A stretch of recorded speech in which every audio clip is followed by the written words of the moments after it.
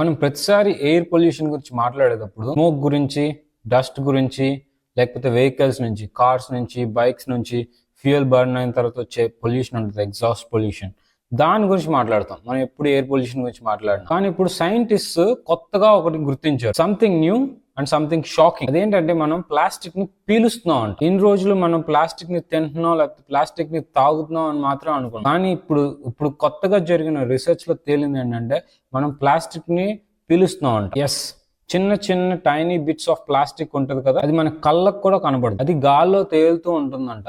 Cities లో especially Hyderabad, Mumbai, Bengaluru, Delhi, Chennai, Calcutta ఇలాంటి cities లో అండ్ ఈ చిన్న చిన్న పార్టికల్స్ మనం పీల్చినప్పుడు అవి మన లంగ్స్ లో కూడా అవుతున్నాయంట, డీప్ లో. అసలేంటి స్టడీ ఏంటి, అసలు ఈ కొత్తగా ఏం కనుక్కున్నారు? 3 సెపరేట్ డిపార్ట్మెంట్స్ నుంచి వచ్చిన సైంటిస్ట్ కంబైన్ గా ఒక సామూహికంగా ఒక రీసెర్చ్ అయితే చేశారు. IISER Kolkata, AIIMS Kalyani, IMSC Chennai, ఈ 3 డిపార్ట్మెంట్స్ నుంచి వచ్చిన సైంటిస్ట్ దీనిపైన ఒక రీసెర్చ్ అయితే చేశారు. వాళ్ళు ఏం కన్ఫర్మ్ చేశారంటే మన సిటీస్, మన పెద్ద టౌన్స్ అన్ని ఫుల్ ఆఫ్ ప్లాస్టిక్ పొల్యూషన్స్ తో ఉందంట. అది కూడా గాల్లో కలిసిపోయి చిన్న చిన్న మైక్రో ప్లాస్టిక్స్ తో కలిసిపోయి ఉందంట. వాళ్ళు కలకత్తా, ఢిల్లీ, ముంబై, చెన్నై ఈ సిటీస్ లో ఎయిర్ శాంపిల్స్ ని తీసుకొచ్చి ల్యాబ్ లో తీసుకొచ్చి డిఫరెంట్ మార్కెట్స్ లో ఉన్న ఎయిర్ శాంపిల్స్ ని తీసుకొచ్చి టెస్ట్ చేసినప్పుడు వాళ్ళకి ఆ ఎయిర్ లో ఫుల్ ఆఫ్ ప్లాస్టిక్ పార్టికల్స్ ఉన్నాయండి. ఒక చెన్నైలో ఒకళ్ళు 8 hours ఏదైనా మార్కెట్ లో ఉంటే, ఏదైనా మార్కెట్ కి వెళ్ళి చెన్నైలో ఉంటే వాళ్ళు సగటున 190 ప్లాస్టిక్ పార్టికల్స్ ని పీలుస్తున్నారంట. ఇదే నెంబర్ ఢిల్లీలో అయితే 300 ఉందంట. అండ్ ఈ నెంబర్ కలకత్తాలో 370 పార్టికల్స్. ఒక 8 hours డే టైం వెళ్ళి మార్కెట్ లో ఉంటే 370 పార్టికల్స్ మన బాడీలోకి వెళ్ళిపోతున్నాయి అంట, మన లంగ్స్ లో. దీని గురించి ఒకసారి ఆలోచించండి. ఇప్పుడు చెన్నై సీ కోస్ట్ లో ఉండి ఎప్పటికప్పుడే ఫ్రెష్ గాలి వచ్చి మొత్తం పార్టికల్స్ ని తీసేసి చెన్నై సిటీలోనే 300 ఉంటే, మన సిటీస్ లో విజయవాడ, గుంటూరు, లేకపోతే హైదరాబాద్, మన తెలుగు రాష్ట్రాల్లో ఉన్న తిరుపతి సిటీస్, ఏదైతే ల్యాండ్ లో సిటీస్ ఉన్నాయో అక్కడ ఉన్న పార్టికల్స్ ఎన్ని ఉంటాయో ఒకసారి మీరే ఊహించుకోండి. అందులోనూ మన సిటీస్ లో ప్రస్తుతం ట్రాఫిక్ ఇంక్రీజ్ అవుతుంది, మనకి టెక్స్టైల్ పొల్యూషన్ అనేది చాలా ఎక్కువ, అండ్ మోస్ట్లీ మన చుట్టుపక్కల అన్ని కన్స్ట్రక్షన్ ఎక్కువ జరుగుతుంది. అసలు ఈ మైక్రో ప్లాస్టిక్స్ అంటే ఏంటి? మైక్రో ప్లాస్టిక్స్ అంటే చిన్న చిన్నవి, డస్ట్ కన్నా చాలా చిన్నగా ఉన్న పార్టికల్స్ అన్నమాట. అవి ప్లాస్టిక్ డస్ట్ లాగా అన్నమాట. అవి ఎక్కడి నుంచి వస్తాయి అంటే, మనం బట్టలు వేసుకుంటాం కదా, సింథటిక్ జీన్స్ ఉంటాయి. ఇప్పుడు జీన్స్ లో కూడా ఈ మధ్య ప్లాస్టిక్ వచ్చేస్తుంది, ఎక్కువ ప్లాస్టిక్ మెటీరియల్ కలిపేస్తున్నారు. అలాగే టైర్స్ నుంచి వచ్చే ప్లాస్టిక్, చిన్న ప్లాస్టిక్స్. అలాగే మనం ప్యాకేజెస్ ఉంటాయి కదా, ఏదైనా బిస్కెట్స్ కానీ, చాక్లెట్స్ కానీ, లేకపోతే కవర్స్ కానీ, చికెన్ షాప్కి వెళ్తే చికెన్ వెళ్తే కవర్స్ కానీ,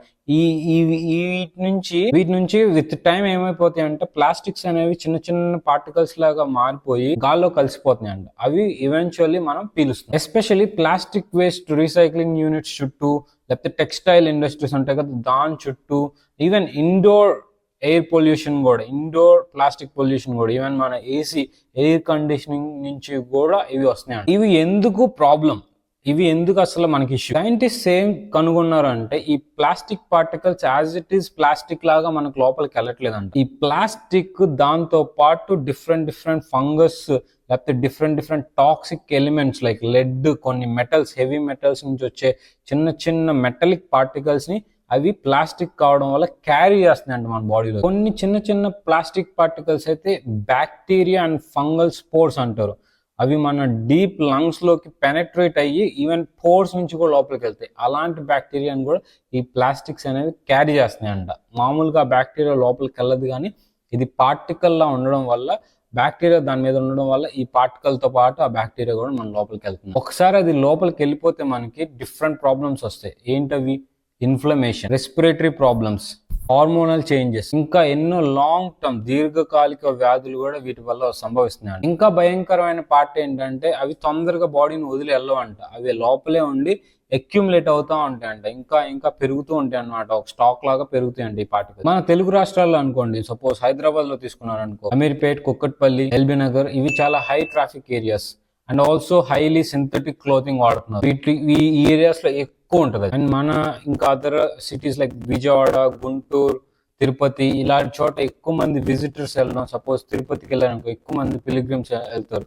అక్కడికి వెళ్ళి చాలా మంది ప్లాస్టిక్ బాటిల్స్, ప్లాస్టిక్ పులిహోర పొట్లాలు, ప్లాస్టిక్ అవడం వల్ల అది వేడికి కరిగి కొంచెం ఎయిర్ లోకి కూడా వెళ్తున్నాడు. దీనికి మనం ఏం చేయొచ్చు? అఫ్ కోర్స్ మనం మొత్తం ప్రపంచాన్ని మనకి మనం కొంతవరకు ఏదైనా చేసుకోవచ్చు.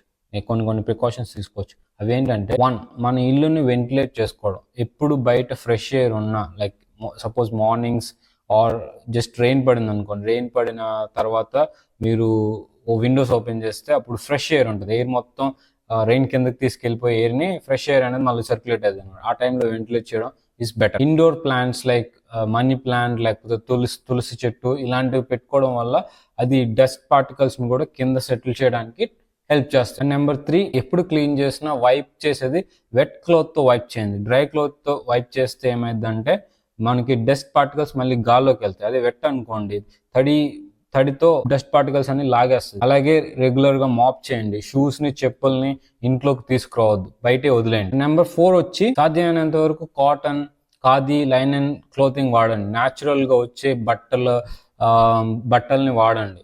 అంతేగాని పాలిస్టర్ కానీ లేకపోతే సింథటిక్ మెటీరియల్తో చేసిన క్లోతింగ్ ని సాధ్యమైనంత వరకు తగ్గించడం వల్ల మన ఇంట్లో లేకపోతే మన చుట్టుపక్కల నుంచి మనకి పొల్యూషన్ అనేది, ప్లాస్టిక్ పొల్యూషన్ అనేది బ్రీతింగ్ కి అవ్వకుండా తగ్గుతుంది. నెంబర్ 5 వచ్చి రిడ్యూస్ ప్లాస్టిక్ వేస్ట్. మీ చుట్టుపక్కల మీరు ఇంట్లో ఎప్పుడు ప్లాస్టిక్ వాడుకొని, కుదిరితే స్టీలు లేకపోతే అదర్ మనకి తరతరాలుగా వస్తున్న అలాంటి మెటీరియల్స్, మట్టి అలాంటివి వాడుకోండి. ప్లాస్టిక్ మాత్రం ఎప్పుడు కాల్చకండి. ప్లాస్టిక్ కవర్లు లేకపోతే ప్లాస్టిక్ ని ఎప్పుడు తగలబెట్టకండి. మనం హ్యూమిడిటీని నార్మల్ గా పెట్టుకోవచ్చు. నార్మల్ గా పెట్టుకుంటే ప్లాస్టిక్ అనేది కొంతవరకు కింద సెటిల్ అవుతుంది. ఫర్ ఎగ్జాంపుల్ ఇంట్లో చిన్న చెట్టు పెట్టుకోవడం, చిన్న మొక్క పెట్టుకోవడం, లేకపోతే ఈవెన్ బౌల్ ఉంటుంది కదా, బౌల్ తీసుకొని దాంట్లో వాటర్ పెట్టుకున్నా కానీ ఆ రూమ్ లో హ్యూమిడిటీ అనేది ఒక రకంగా ఈక్విలిబ్రియం ఉంటుంది, నార్మల్ హ్యూమిడిటీ అనేది. ఎయిర్ పొల్యూషన్ అంటే కేవలం డస్ట్ లేకపోతే ఫ్యూయల్ నుంచి వచ్చే పెట్రోకెమికల్స్ మాత్రమే కాదు, ఇప్పుడు మనకి ప్లాస్టిక్ కూడా ఎయిర్ పొల్యూషన్ లో యాడ్ అయిపోయింది. హైదరాబాద్ నుంచి విజయవాడ దాకా, గుంటూరు నుంచి వరంగల్ దాకా ఇది మన చుట్టూ ఉంది. కానీ చిన్న చిన్న యాక్షన్స్ మనం తీసుకునేవి మనల్ని, మన చుట్టూ ఉన్న వాళ్ళని, మన